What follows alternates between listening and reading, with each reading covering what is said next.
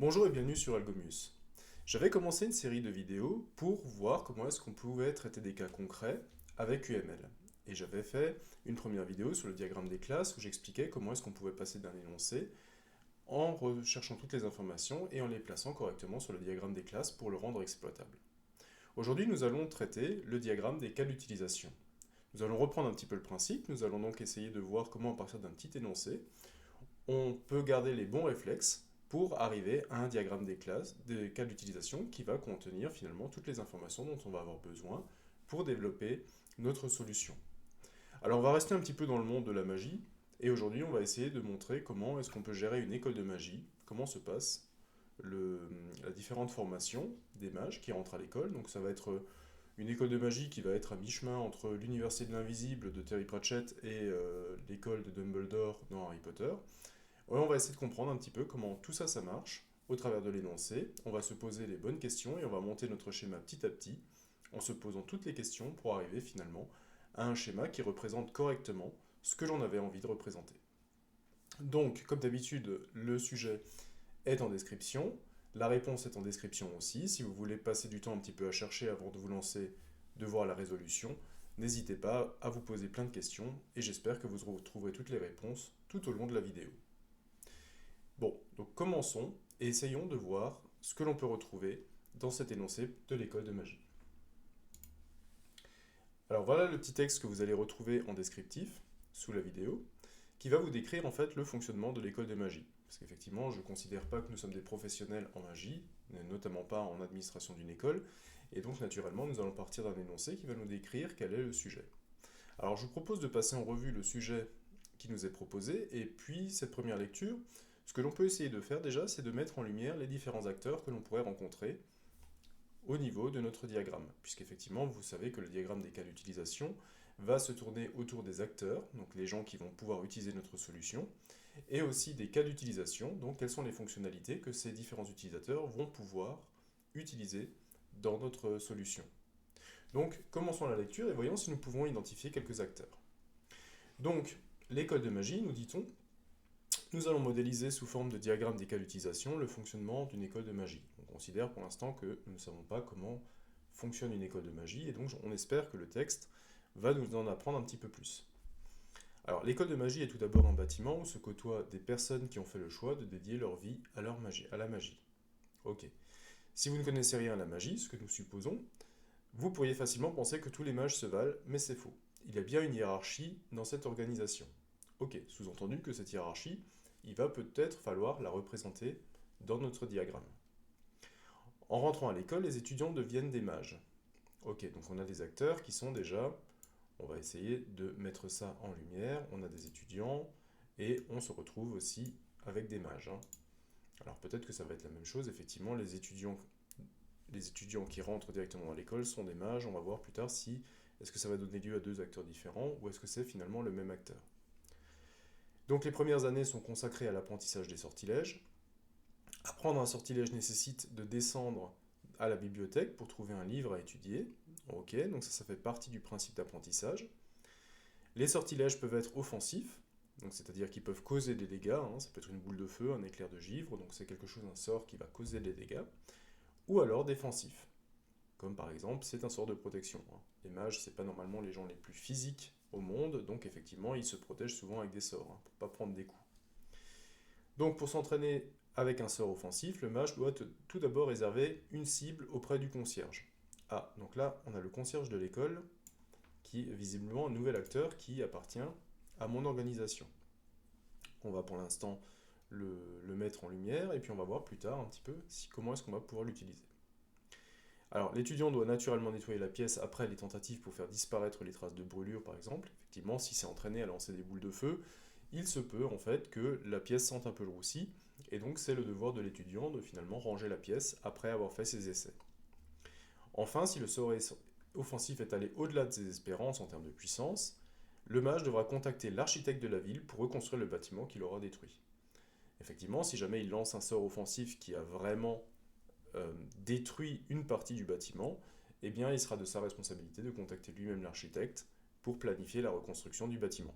Donc là, on est vraiment sur un cas qui arrive de temps en temps, mais qui n'arrive pas toujours. Donc on a on est sur quelque chose de conditionnel, et on sait déjà qu'avec le diagramme des cas d'utilisation, la conditionnelle va probablement se représenter avec une relation d'extension. Alors, on voit aussi qu'il va contacter l'architecte qui a l'air d'être, encore une fois, un acteur qui va rentrer en jeu dans dans le déroulement du processus de représentation de l'école de magie.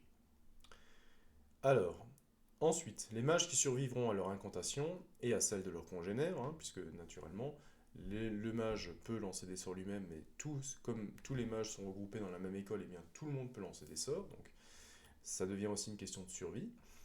Eh bien les mages deviendront après quelques années des sorciers. Donc là, il y a encore cette nouvelle notion d'acteur, mais cette fois-ci, c'est les mages qui deviennent des sorciers.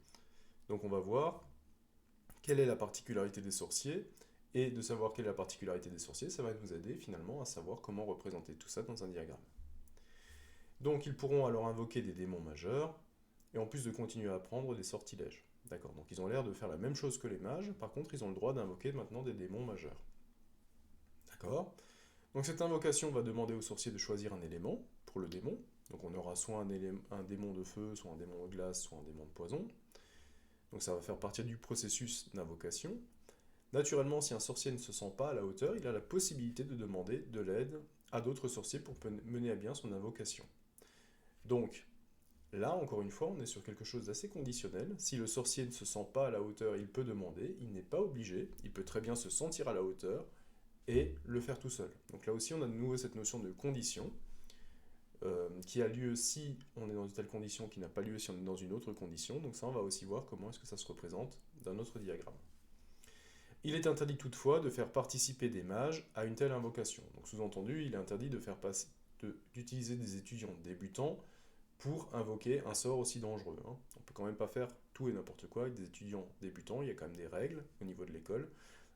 Ça veut dire que si jamais le sorcier a besoin de quelqu'un pour l'aider à faire une invocation de démon, eh bien il doit se tourner vers au moins un sorcier pour l'aider, et pas un mage.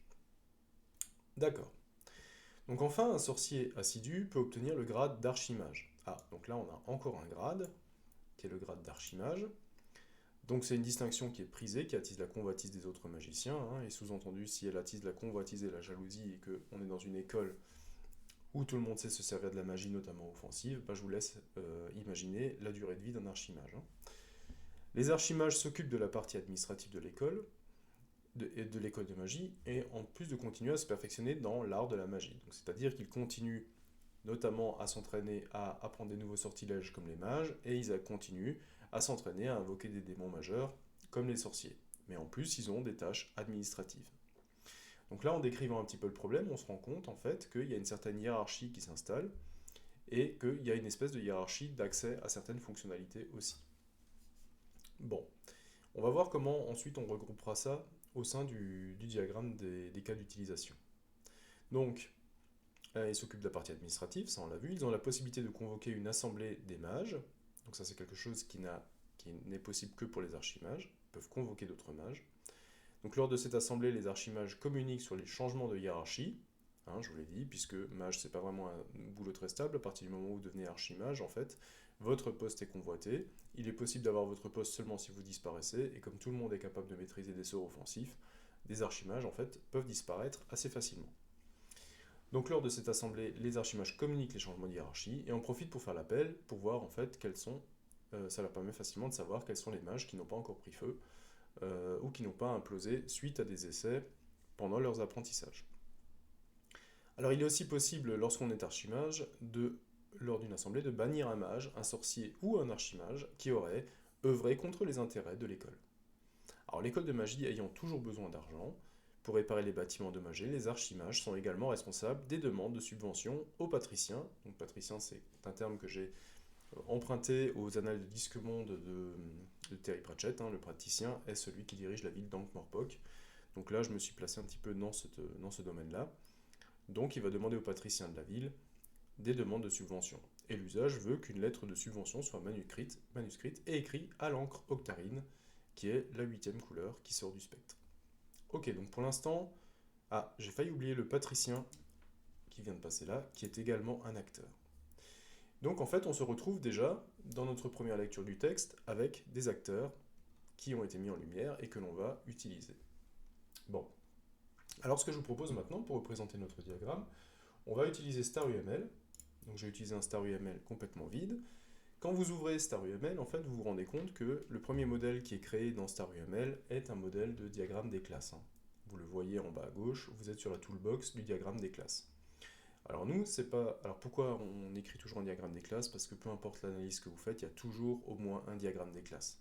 Puisque c'est le diagramme des classes qui va devenir finalement qui vont devenir les classes dans votre langage de programmation orienté objet. Donc là, c'est pas ce que l'on veut. Nous, ce que l'on veut, c'est faire donc un modèle. On va aller dans la partie modèle, on va faire add diagram et on va chercher là-dedans use case diagram. Donc c'est le 1, 2, 3, 4, 5, 6, 7e. Septième, use case diagram, qui est le diagramme des cas d'utilisation. Donc c'est vraiment traduit mot à mot. En cliquant sur le use case diagram, on s'aperçoit que la toolbox en bas change. Donc j'ai maintenant accès à toutes les propriétés du diagramme des cas d'utilisation. Et vous voyez aussi que dans la partie arborescence en haut à droite, j'ai un nouveau modèle qui a été créé, qui est un use case diagram 1. Ok, donc j'ai maintenant tout en main pour pouvoir voir comment est-ce que je peux faire en sorte que mon diagramme fonctionne. Donc, je vais déjà reprendre un petit peu les acteurs que j'avais mis en lumière. Alors, qui j'ai en acteur? Déjà, je vais prendre mon premier paragraphe. J'ai les étudiants, les mages, le concierge et l'architecte. Alors, je vais déjà commencer par faire autre chose. Je vais déjà commencer par faire... je vais déjà définir le périmètre. Je vais déjà définir le périmètre en utilisant soit un package, soit une frame. Moi, j'ai utilisé ici une frame. Je vais utiliser simplement ici la frame et je vais changer simplement son nom et je vais dire en fait que ce que j'essaie de modéliser, c'est l'école de magie. Donc à chaque fois que vous cliquez sur un élément, vous avez la possibilité de changer toutes ces caractéristiques dans l'onglet en bas à droite, l'éditeur, et là vous allez trouver le name et vous allez tomber sur je peux remplacer par école de magie et je vais le retrouver ici. Ok, donc ça va me permettre de définir quel est le périmètre de l'organisation que j'essaye de représenter. Alors je vais le faire assez grand. Et ça va me permettre aussi de dire, est-ce que finalement, tout le monde est dans le périmètre ou non? Est-ce qu'il y a des acteurs qui sont dans le périmètre, des acteurs qui appartiennent à l'école de magie, et des acteurs qui ne sont peut-être pas dans le périmètre, des acteurs donc qui ne sont pas dans l'école de magie. Alors ça, on va le voir petit à petit, et on va regarder un petit peu, on va regarder nos acteurs. Alors nos acteurs, on a quoi? On a les étudiants, les mages, le concierge, l'architecte. Ok, on va déjà les placer. Donc pour placer les acteurs, il suffit d'aller chercher des acteurs dans la toolbox, en bas à gauche. Et donc j'en ai plusieurs. Donc j'ai dit que j'avais les étudiants, j'ai les mages, j'ai... qu'est-ce que j'avais dit? J'avais le concierge.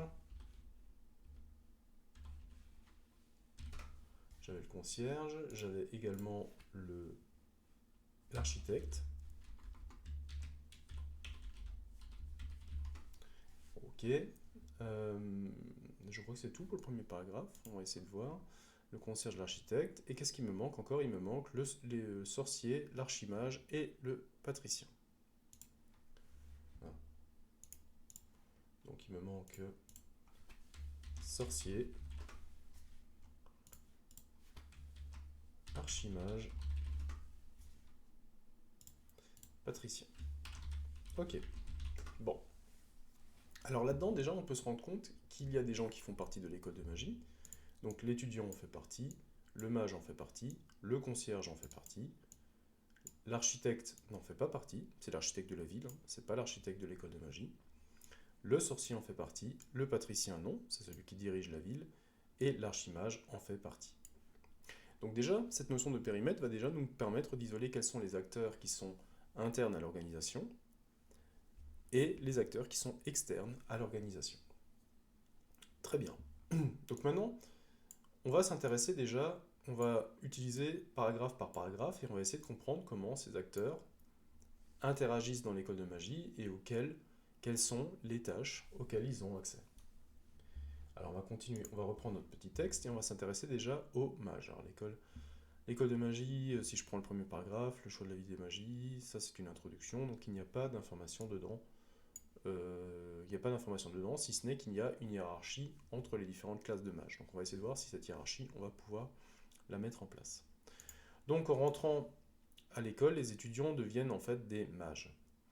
Alors en fait, là on peut se poser la question, est-ce que finalement c'est une bonne chose de garder étudiants et mages? En fait, les étudiants, ce sont finalement tous les membres de l'école. Et donc j'ai peut-être une redondance ici, puisque effectivement les étudiants de l'école, c'est à la fois les mages, les sorciers et les archimages.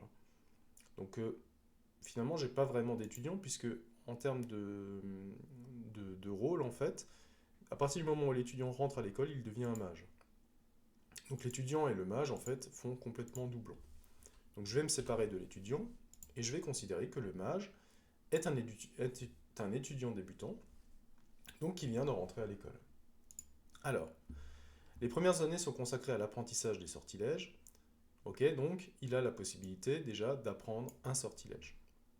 Donc, ça veut tout simplement dire que je vais devoir avoir une possibilité, donc une fonctionnalité pour le mage, ça va être de pouvoir apprendre des sortilèges. Donc je vais chercher dans ma boîte à outils en bas à gauche l'objet qui s'appelle use case, donc le cas d'utilisation, et le use case, je vais l'écrire sous forme verbale, hein. Donc il a le droit, un mage a la possibilité d'apprendre un sortilège. Alors cet apprentissage, c'est le mage qui décide de le faire au moment où il en a envie. Donc on peut dire que le mage est en fait l'acteur primaire par rapport à apprendre un sortilège. Et donc l'association qui lie le mage à apprendre un sortilège, eh bien je peux prendre une Directed Association dans la toolbox, donc une association dirigée, pour dire en fait c'est le mage qui lance l'action, c'est lui qui décide d'apprendre un sort. Ok. Donc le mage, mon mage, décide d'apprendre un sortilège. J'ai donc un cas d'utilisation et ce cas d'utilisation est lancé par le mage, acteur primaire. Alors, on va voir s'il est décrit un petit peu. Donc apprendre un sortilège nécessite de descendre à la bibliothèque pour trouver un livre à étudier. D'accord, donc ça sous-entendrait que d'aller trouver un livre, en fait, est une étape de l'apprentissage d'un sortilège. C'est une étape nécessaire. Quand on dit étape nécessaire, on pense naturellement... Ah, je vais reprendre la flèche. Quand on parle d'apprentissage nécessaire, on pense à une étape nécessaire dans un cas d'utilisation, on pense naturellement à une association inclusive. C'est-à-dire que là, on va ajouter une included use case, c'est-à-dire qui va nous permettre, c'est une relation d'inclusion, qui va permettre de définir qu'il y a une étape dans l'apprentissage d'un sortilège qui est en fait de chercher un livre. Donc je vous rappelle que la relation d'inclusion, eh bien tout simplement, c'est une étape du cas général, donc apprendre un sortilège contient une étape qui est de chercher un livre. Cette relation, elle a toujours lieu, c'est-à-dire qu'à chaque fois que vous apprenez un sortilège, vous devez chercher un livre. Comme elle a toujours lieu, c'est une relation d'inclusion, c'est-à-dire qu'elle a toujours lieu. C'est toujours une étape, c'est une étape nécessaire. Alors pour la mettre en place dans StarUML, soit vous double-cliquez sur le cas d'utilisation et dans la deuxième ligne, deuxième bouton, vous avez Added Included Use Case, ça c'est une des possibilités. Vous avez une autre possibilité, c'est de créer un use case en prenant use case en bas dans la toolbox, tout simplement, de chercher la relation include et de tracer la relation d'inclusion entre les deux cas d'utilisation. Et là, vous aurez aussi votre relation d'inclusion. Il n'y a pas de différence après dans le schéma UML selon le chemin par lequel vous passez. Donc relation d'inclusion, c'est une étape obligée du cas d'utilisation. Pour apprendre un sortilège, je dois chercher un livre et je dois le faire à chaque fois que j'apprends un sortilège. Ok. Bon, la suite, comment ça se passe? Donc, les sortilèges peuvent être offensifs, donc ça peut être des boules de feu, des éclairs de givre, ou alors défensifs. D'accord.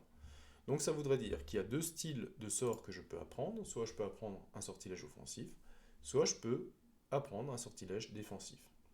Donc là, en fait, on a le cas général qui est de dire je peux apprendre un sortilège et que j'aimerais maintenant détailler en deux sous-cas. Alors ça, on a vu que ça se faisait avec la relation d'héritage. La relation d'héritage nous permettait de spécialiser un cas. Là, on est sur le cas général.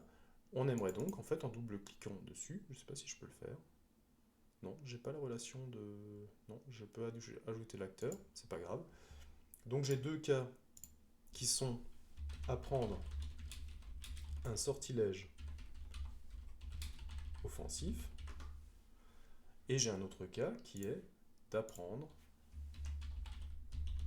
un sortilège défensif. Ok. Voilà. Donc là, j'ai deux cas dans ces deux cas. Alors apprendre un sortilège offensif ou apprendre un sortilège défensif, c'est toujours apprendre un sortilège. Donc on voit bien que là, je suis sur un cas général, apprendre un sortilège, et là, en fait, j'ai rendu spécifique ce cas général, c'est-à-dire que je l'ai décomposé en apprendre un sort offensif ou un sort défensif. Mais que j'apprenne un sort offensif ou défensif, je vais quand même être obligé de chercher un livre. Et donc là, on se retrouve dans un bon candidat de généralisation ou de relation d'héritage. Donc là, la relation d'héritage, vous allez la chercher dans un toolbox, elle s'appelle Generalization. Et Generalization, ça permet de dire, en fait, tout simplement, que je suis avec apprendre un sortilège offensif, c'est apprendre un sortilège, mais qui a quelque chose en plus. On a la possibilité de faire quelque chose en plus. On a une information supplémentaire. Ok.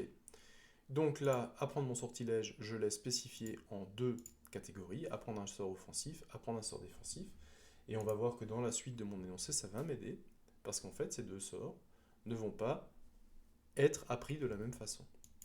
Alors pour s'entraîner pour un sort offensif, donc là en fait, c'est vraiment un sort qui va faire des dégâts, donc je ne m'occupe plus que de la partie sort offensif. Un mage doit tout d'abord réserver une cible auprès du concierge de l'école. Donc ça, je suis obligé de le faire, et je le fais systématiquement. Donc quand je suis obligé de le faire, et que c'est une sous-étape systématique de mon cas d'utilisation, naturellement, je pense à la relation inclusive, include, pour dire en fait qu'il faut réserver une cible. Là, je fais appel à un nouvel acteur, puisque la cible se réserve auprès du concierge de l'école. Donc ça veut dire que le fait qu'un mage veuille apprendre un sort, ça va avoir une répercussion sur le concierge. Donc je vais mettre mon concierge ici, tout simplement, pour dire en fait que le réserver une cible a un impact sur le concierge. Donc là, on est typiquement dans le cas où réserver une cible, ce n'est pas un but du concierge, c'est un but du mage. Par contre, le concierge subit cette action, c'est-à-dire que le mage décide de réserver une cible, et bien le concierge va en subir les conséquences et va avoir du boulot à cause de ça.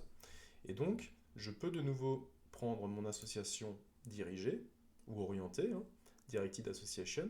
Je pars de réserver une cible, je pointe vers le concierge pour bien indiquer que le concierge finalement subit l'action. Il n'est pas à l'origine de cette action, il l'a subie, il est donc acteur secondaire de cette action.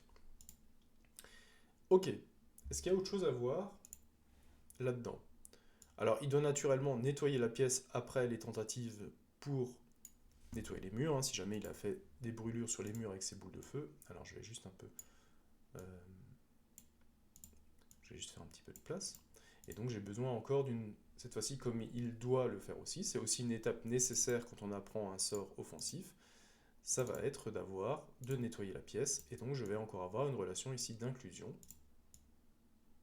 Voilà. Pour nettoyer la pièce. Donc vous voyez que les use cases sont toujours des verbes d'action réservés à prendre, nettoyer, puisqu'en fait il y a toujours une fonctionnalité, il y a toujours une action qui est faite dans chacun des cas d'utilisation. Donc on nettoie la pièce, ça c'est bon. Je vais me faire encore un petit peu de place parce que je crois que j'ai encore des choses à faire. Ok. Ouais. Qu'est-ce que je peux encore faire dans mon schéma? Alors enfin, si le sort est allé au-delà des espérances en termes de puissance, le mage devra contacter l'architecte de la ville pour reconstruire le bâtiment qu'il aura détruit. D'accord. Donc là, on est cette fois-ci sur quelque chose qui n'arrive pas systématiquement. On est sur quelque chose, je vais quand même décaler un petit peu ça, si jamais le mage fait un sort trop puissant et qu'il fait des dégâts au bâtiment, donc au bâtiment de l'université, il est de sa responsabilité de contacter l'architecte pour pouvoir reconstruire le bâtiment. Donc c'est quelque chose, cette fois-ci, je vais avoir une relation d'extension. On va voir la différence. Là, je vais avoir un extend sur ma relation, et la relation est orientée dans l'autre sens. Un extend veut dire en fait que c'est une relation qui finalement c'est pas une étape systématique de mon cas d'utilisation. Quand j'apprends un sortilège offensif, je n'ai pas toujours à demander la reconstruction. Ça peut arriver de temps en temps, sous certaines conditions, mais ce n'est pas toujours le cas. Donc là, cette fois-ci, je n'ai pas une relation d'inclusion, j'ai une relation d'extension. Et demander la reconstruction va, comme avec le concierge, avoir une répercussion sur un autre acteur, qui est cette fois-ci l'architecte qui est ici. Et donc je vais pouvoir réutiliser ma relation orientée pour dire simplement que demander la reconstruction va avoir un impact sur mon architecte, et donc l'architecte sera acteur secondaire de mon cas demander la reconstruction. C'est pas pour lui que le but de la reconstruction la reconstruction n'est pas un but pour lui, mais le fait que c'est un but pour le mage, mais le fait que le mage demande la reconstruction, ça aura un impact sur l'activité de l'architecte. Et donc c'est pour ça que je peux me permettre d'avoir de nouveau une relation orientée vers l'architecte pour dire que il est à la pointe de la flèche et donc c'est lui qui va subir l'action. Bon, très bien. Je m'occuperai des cardinalités des relations plus tard. J'ai l'impression que pour le mage, j'ai fait le tour de ce que j'avais à faire. Naturellement, nous espérons que cette opération de reconstruction arrive le moins souvent possible. Donc c'est une phrase qui appuie encore une fois le fait que la reconstruction n'a pas lieu systématiquement. Et donc du coup, nous avons encore une fois eu raison de placer une relation d'extension à ce niveau-là. Relation d'extension qui sera donc basée sur une conditionnelle, et cette conditionnelle devra être interprétée à chaque fois qu'on veut savoir si elle a lieu ou pas. Alors maintenant, les mages qui suivront les incantations et celles de leurs congénères, survivront à leur incantation et à celles de leurs congénères, deviendront après quelques années des sorciers réputés. D'accord. Donc les sorciers, c'est quelque chose que j'ai déjà placé sur mon diagramme. J'ai considéré que c'était des acteurs internes à l'école, donc je les ai placés dans mon périmètre d'étude. Ils pourront alors invoquer des démons majeurs, en plus de continuer à apprendre des sortilèges. Donc cette phrase est importante. Ça veut dire qu'en fait, ils vont pouvoir continuer à apprendre des sortilèges. Donc pour l'instant, qui c'est qui apprenait des sortilèges? C'était les mages. Et donc on sait que les sorciers peuvent aussi apprendre des sortilèges. Donc ça voudrait dire que je pourrais simplement dire, voilà, mon sorcier, il peut apprendre des sortilèges. Je vais le mettre comme ça. Alors il y a peut-être des gens qui savent déjà un petit peu comment va finir le schéma. Moi je vais le faire petit à petit. Je vais peut-être commencer avec des solutions naïves et puis on va expliquer un peu comment ces solutions évoluent. Et puis dans la deuxième partie, ils vont dire, lui, on peut aussi, quand on est sorcier, on peut aussi invoquer des démons majeurs. Très bien, donc je vais utiliser un use case que je vais mettre ici, invoquer des démons majeurs. Voilà. Et donc le sorcier, encore une fois, je vais utiliser une association orientée. Voilà. Pour dire en fait que c'est le sorcier qui va lancer l'invocation, que c'est l'acteur primaire qui est à l'origine de l'incantation. Je vais faire en sorte que ça ne se coupe pas. Voilà. Donc, j'ai maintenant ce schéma que je peux observer, et je me dis une chose. Alors en fait, l'apprentissage des sortilèges, les mages peuvent le faire. Les sorciers, eux, peuvent apprendre un sortilège et peuvent invoquer des démons majeurs. Donc ils ont le droit de faire la même chose que les mages, finalement, et ils ont le droit de faire quelque chose en plus. Alors, faire la même chose, si les acteurs ont le droit de faire la même chose qu'un autre acteur, mais qu'ils ont le droit de faire quelque chose en plus, il y a une autre possibilité de représenter ça, qui est à mon avis un peu plus élégante, c'est d'utiliser de nouveau la relation de généralisation, donc la relation d'héritage, pour dire en fait tout simplement que le mage le sorcier hérite de tout ce qu'est capable de faire le mage. Donc ça permet de ne pas redire les choses plusieurs fois. Donc le sorcier a le droit de faire tout ce que fait le mage, à savoir apprendre un sortilège, mais en plus, il a quelque chose qui lui est propre, c'est qu'il a la possibilité d'invoquer des démons majeurs. Voilà. Donc ça, c'est quelque chose avec la relation d'héritage qui peut être assez propre, si jamais vous vous retrouvez dans le cas où vous gérez un site web et que vous avez des gens qui viennent sans être connectés, des gens qui viennent en étant connectés, des modérateurs et des administrateurs. Vous pouvez voir par exemple qu'il y a une espèce de hiérarchie. Vous avez les gens non connectés qui pourront peut-être juste lire sans pouvoir écrire d'articles. Les gens connectés pourront lire et écrire des articles, c'est-à-dire qu'ils pourront lire comme les gens non connectés, mais en plus ils pourront écrire des articles. Les modérateurs pourront lire comme les premiers, comme les gens pas connectés, pourront écrire comme les gens connectés, mais en plus pourront modifier les articles qu'ils n'ont pas écrits. Donc il y a toujours un droit en plus, et les administrateurs, ils auront le droit de faire tout ce que les autres font au-dessus, et en plus ils auront peut-être le droit de supprimer des comptes utilisateurs.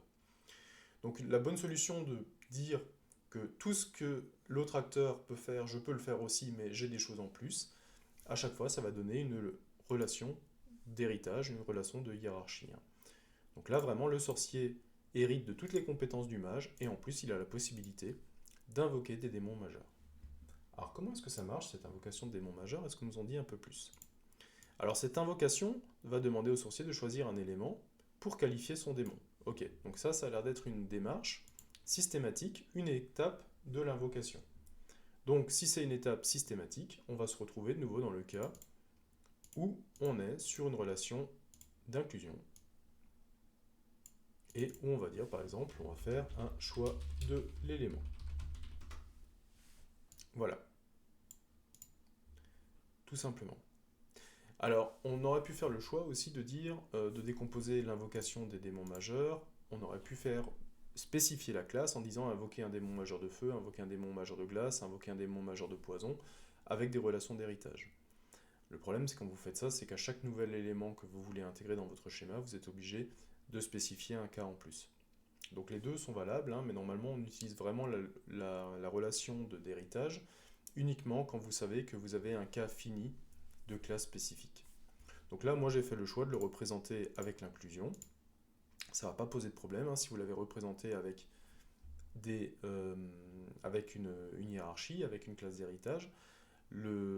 L'essentiel en fait, c'est que l'information soit sur votre schéma pour que vous n'oubliez pas l'information lorsque vous allez passer dans votre langage de programmation.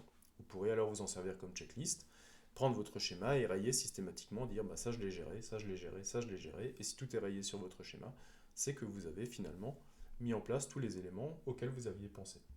Donc en fait, des fois vous pouvez avoir des variations dans les schémas, c'est pas forcément faux, c'est juste une autre façon de ne pas oublier l'information que vous aurez à programmer.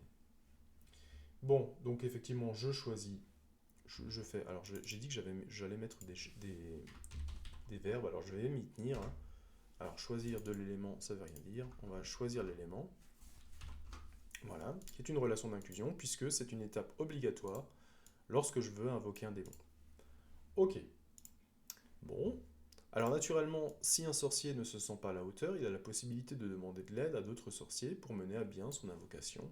Il est interdit toutefois de faire participer des mages à une telle invocation. Alors comment est-ce qu'on va spécifier ça? Alors déjà, on va dire qu'il a la possibilité. La possibilité, ça veut dire qu'il n'a pas le devoir, il peut le faire. Donc quand il y a cette notion de il peut demander de l'aide ou il ne peut pas, suivant sur une condition, on est de nouveau dans le cas où on est sur une relation d'extension. Add extended use case. Ou alors avec la relation d'extension dans la toolbox. Donc je vais rajouter ma relation d'extension, ici, et ma relation d'extension, c'est simplement demander de l'aide. Voilà, tout simplement. Donc il peut demander de l'aide, il n'est pas obligé de le faire, il peut demander de l'aide. Alors on a un peu une information là-dessus. Donc naturellement, si un sorcier ne sent pas à la hauteur, il a la possibilité de demander de l'aide à d'autres sorciers, donc pas aux mages, pour mener à bien son invocation. Il est interdit toutefois de faire participer des mages à une telle invocation. Donc ça veut dire tout simplement que je n'ai pas le droit, par exemple, d'associer la demande de l'aide à un mage. Ça, c'est quelque chose que je n'ai pas le droit de faire. Ça voudrait dire que je peux demander de l'aide à un mage. Non, en fait, c'est pas ce que me dit le texte. Le texte me dit en fait que je ne peux pas demander de l'aide à un mage, mais je peux demander à un autre sorcier.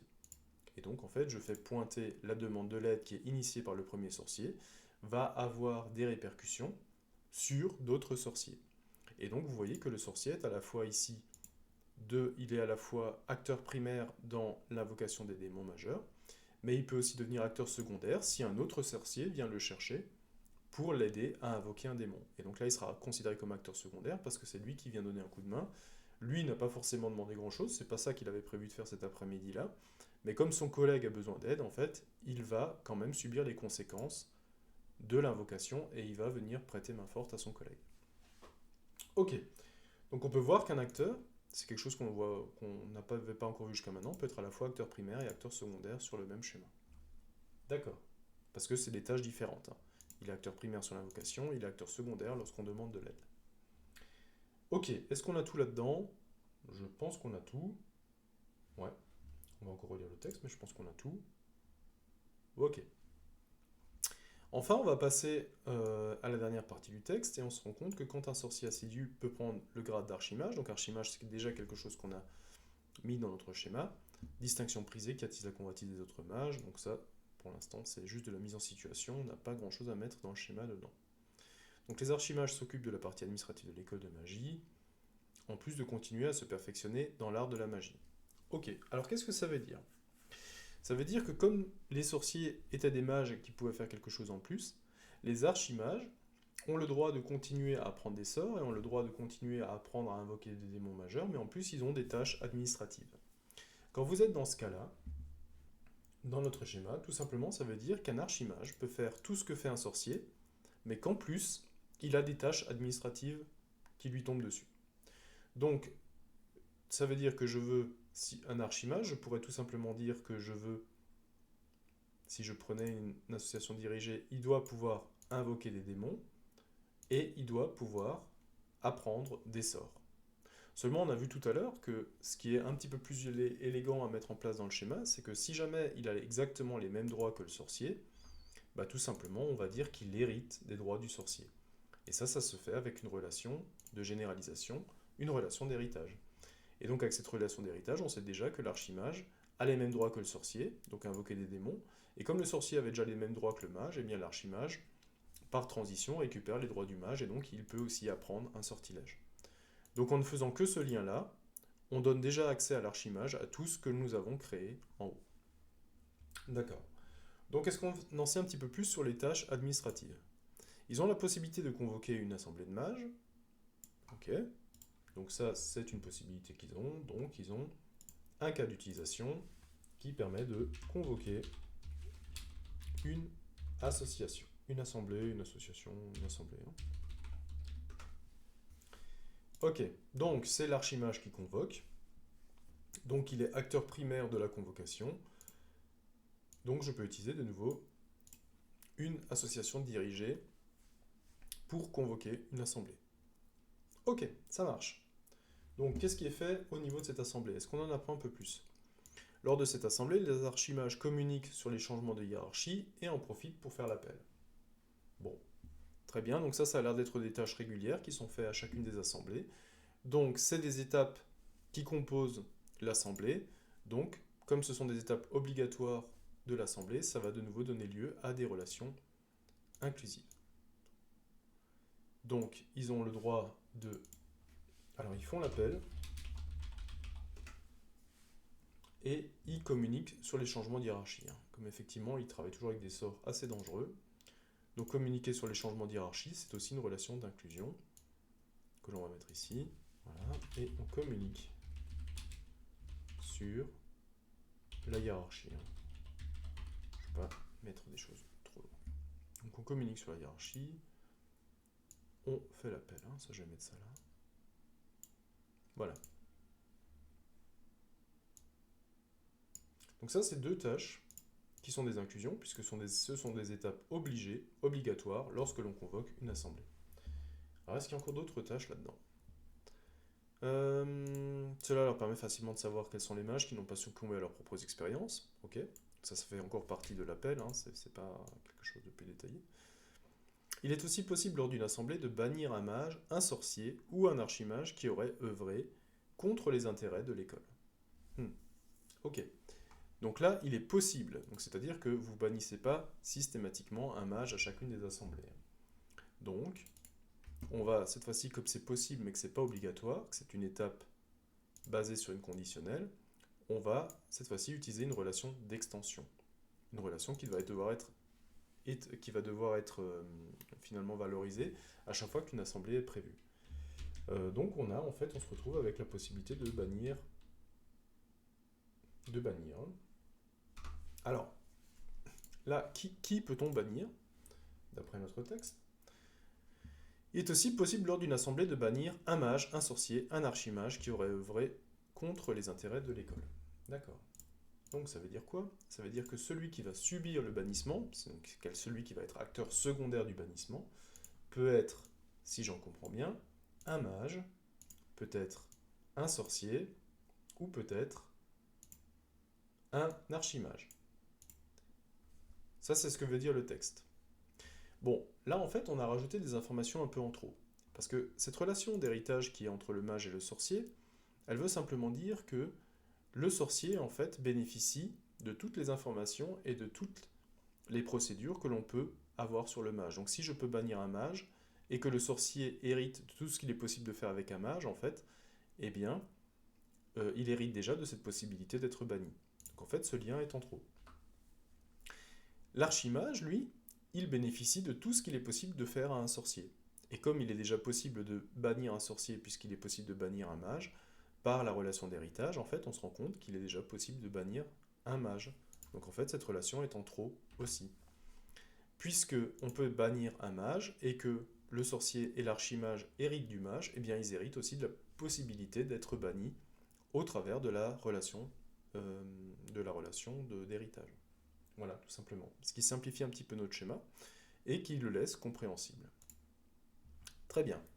Du coup, alors, donc on a cette possibilité de bannir un mage, et l'école de magie ayant toujours besoin d'argent pour réparer les bâtiments endommagés, les archimages sont également responsables des demandes de subventions aux patriciens de la ville.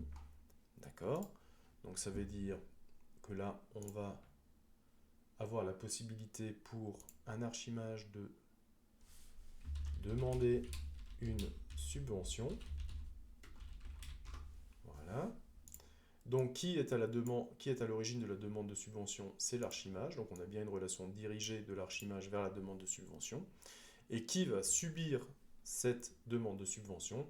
Eh bien tout simplement, c'est le patricien de la ville qui lui va recevoir du coup un courrier qui va lui stipuler que les mages ont encore cassé des trucs et qu'ils ont encore besoin d'argent pour réparer leur bâtiment.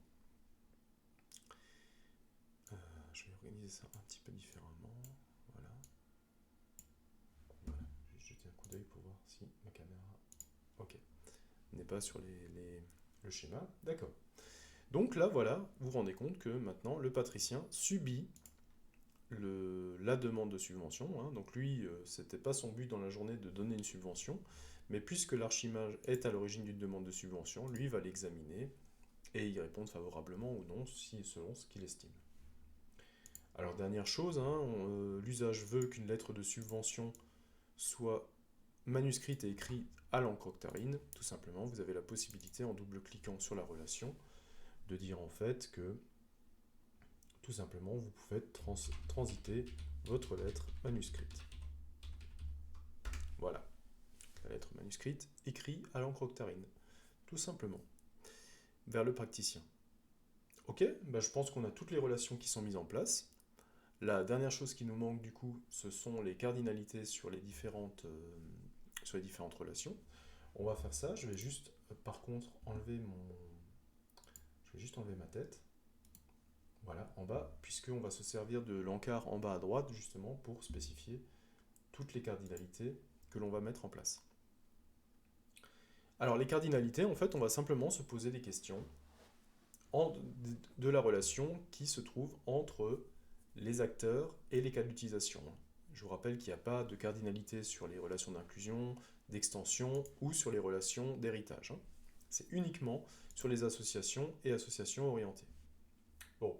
La première association que l'on a, on a un mage qui veut apprendre un sortilège. Donc, la question qu'on va se poser, combien le mage peut-il apprendre au minimum de sortilèges? Bon, on peut estimer pour ne pas se bloquer. Donc là, la question peut être assez différente, effectivement. Donc on va sélectionner l'association et vous allez voir qu'en bas, vous allez trouver, en descendant un petit peu dans l'éditeur, un champ qui s'appelle Multiplicity. Vous allez même en trouver deux, hein. Un pour le côté gauche, un pour le côté droit, et là vous allez retrouver les cardinalités dedans pour pouvoir les indiquer. Donc le mage, il y a deux possibilités. Alors c'est effectivement, à chaque fois c'est l'autre côté que je voulais faire. On va commencer par ce côté-là. Alors, un même sortilège peut être appris par, au minimum, je vais dire 0 mage. On a peut-être des sortilèges qui n'ont été appris par aucun mage. Et un même sortilège peut avoir été appris par plusieurs mages. Donc la cardinalité que j'ai envie de mettre ici, c'est 0 étoile, hein, ou 0 étoile, que l'on va mettre comme ça. Donc c'est-à-dire 0, un sortilège peut ne pas avoir été appris par aucun mage, et un sortilège peut avoir été appris par plusieurs mages. Ok. Niveau cardinalité, on est là pour quantifier un petit peu la relation qu'il y a entre un acteur et un cas d'utilisation. Si je m'intéresse maintenant à l'autre côté, donc je vais descendre dans l'éditeur et je vais chercher le multiplicity de l'autre côté. Cette fois-ci, la question qui va se poser, c'est combien le mage peut-il apprendre de sortilège? Alors là, on peut avoir deux façons de raisonner. Soit on se dit, voilà, j'ai un étudiant qui vient d'arriver et pour l'instant, il n'a appris aucun sortilège. Donc, le minimum de sorts que connaît un étudiant, c'est 0. Parce que pour l'instant, j'estime qu'il connaît aucun sort. Et j'espère naturellement qu'à un moment donné, il pourra en apprendre plusieurs. Donc là, la cardinalité 0n veut simplement dire que le mage peut ne pas connaître de sort ou en apprendre plusieurs.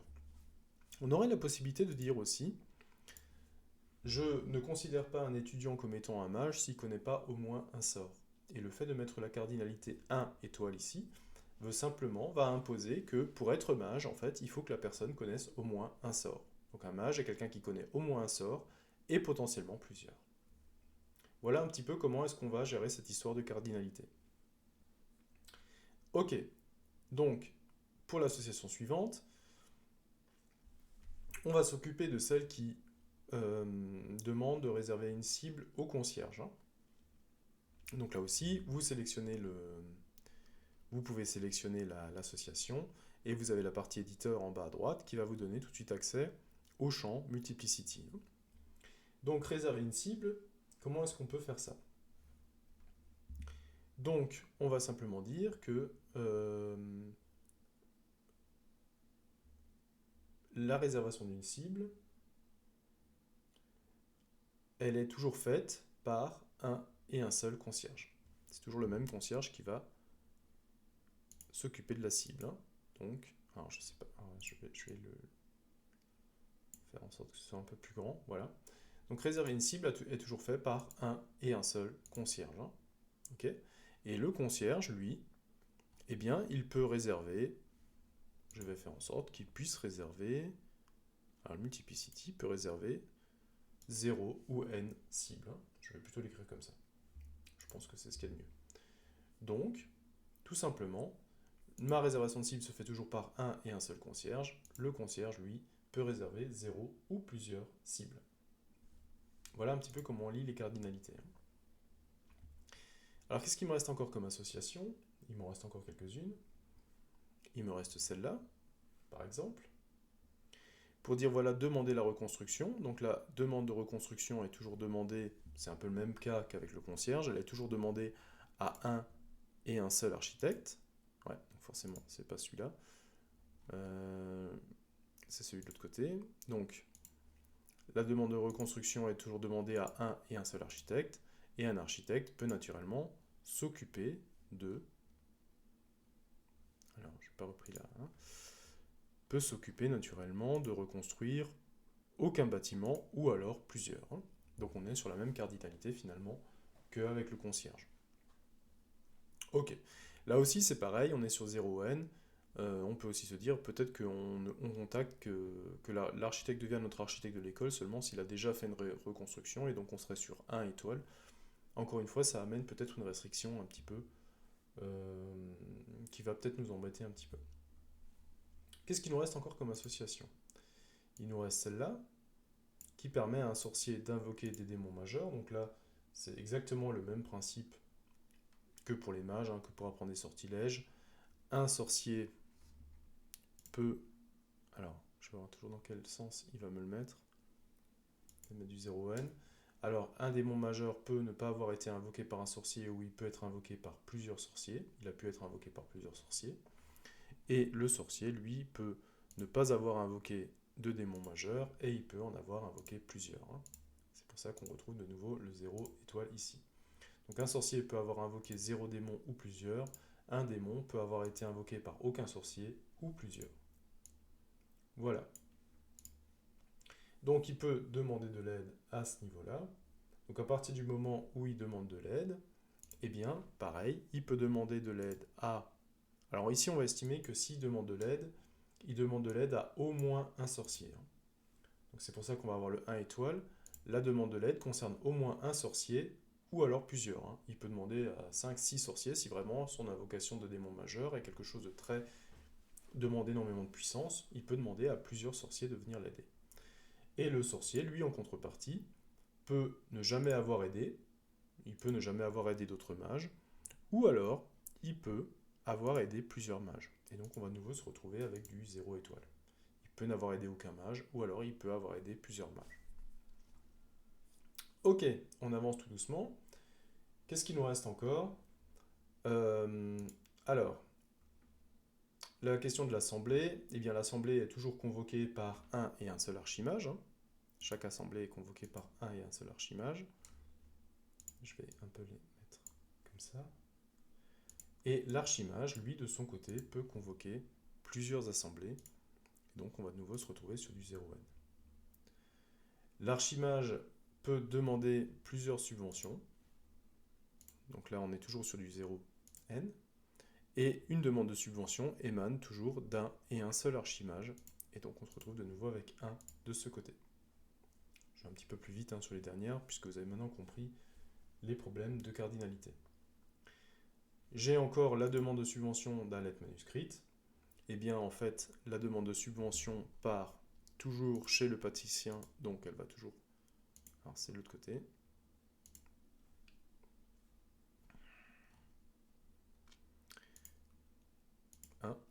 Donc, la lettre demande de subvention va toujours chez un patricien, puisqu'il est unique, celui qui dirige la ville. Et le patricien, lui, peut recevoir 0, donc là il est très content, il n'a reçu aucune demande de subvention, ou il peut en recevoir plusieurs lettres de subvention. Dernière cardinalité à mettre à jour, en fait, tout simplement, c'est le bannissement, tout simplement. On peut avoir donc, dans cette relation de bannissement, et bien tout simplement, on peut considérer que... Alors je regardais quel côté, ça, non... Je vais simplement mettre les cardinalités et puis on va les expliquer ensuite. Voilà. Donc j'ai mis 0,1 du côté du bannissement, qui veut dire en fait qu'un mage peut ne pas être banni, ne pas être sous le coup d'un bannissement, ou alors au maximum il peut être une fois banni. Ok. Donc on est bien sur du 0,1, soit il n'est pas banni, soit au pire il est banni, mais il ne peut pas être banni 15 fois. Et la sentence de bannissement peut ne concerner aucun mage, ou peut concerner plusieurs mages. Voilà. Donc on a mis en place petit à petit toutes les cardinalités de notre schéma, et donc on a un schéma qui est très complet et qui explique énormément de choses. Je pense qu'on a un petit peu tout. Je pense qu'on a expliqué un peu toutes les relations. Ça reprend un petit peu tout, ça reprend les acteurs, ça reprend nos cas d'utilisation, ça reprend des héritages sur les cas d'utilisation, des héritages sur les acteurs. On a des relations d'inclusion, on a des relations d'extension également. On a des associations orientées, on a expliqué les cardinalités, on a des cardinalités assez différentes, et on a vu aussi comment est-ce que se rapportaient les différentes propriétés directement sur des acteurs hiérarchisés. On pouvait bannir n'importe qui, du coup on a banni le mage. On ne peut demander de l'aide qu'à partir du niveau sorcier, ce qui inclut qu'on peut aussi demander de l'aide à un archimage par héritage, naturellement. Donc là on a un schéma qui est assez complet et qui décrit entièrement le texte qu'on s'était fixé.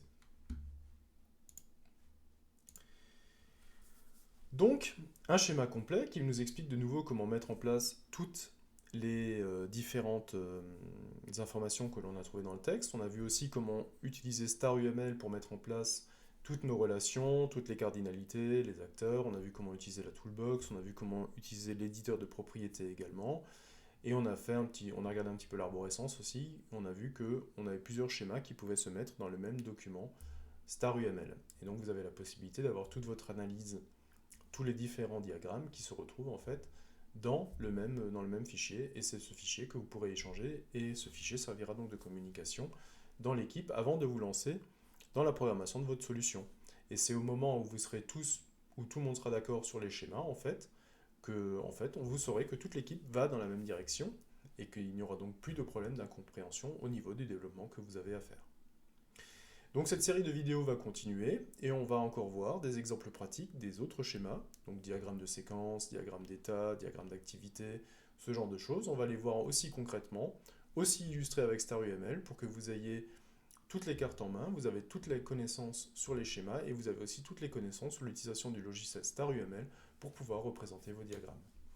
Donc je vous dis donc à très vite pour la suite de notre exploration des diagrammes UML avec le logiciel StarUML.